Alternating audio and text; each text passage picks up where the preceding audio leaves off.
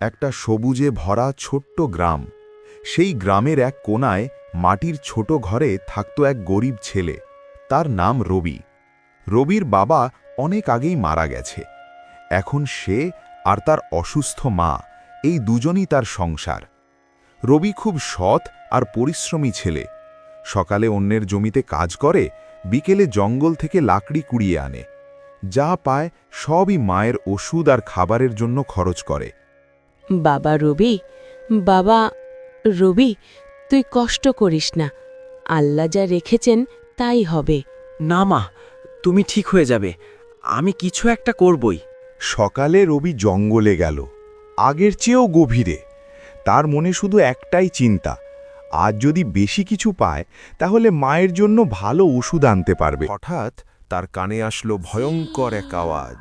চি চি চি চি চি। রবি ধীরে ধীরে কাছে গিয়ে বলল, ভয় পাস না ছোট্ট পাখি। রুবি, তুমি খুব ভালো মানুষ। সবাই যখন নিজের কথা ভাবে, তুমি অন্যের কষ্ট বুঝেছ। তুমি কথা বলতে পারো?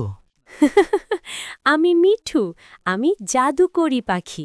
তোমার এই ভালো কাজের জন্য আমি তোমাকে একটা উপহার দিতে চাই। এটা তোমার বাড়ির পাশে লাগাবে, কিন্তু মনে রেখো, লোভ করলে সব শেষ হয়ে যাবে। বলে পাখিটা উড়ে গেল।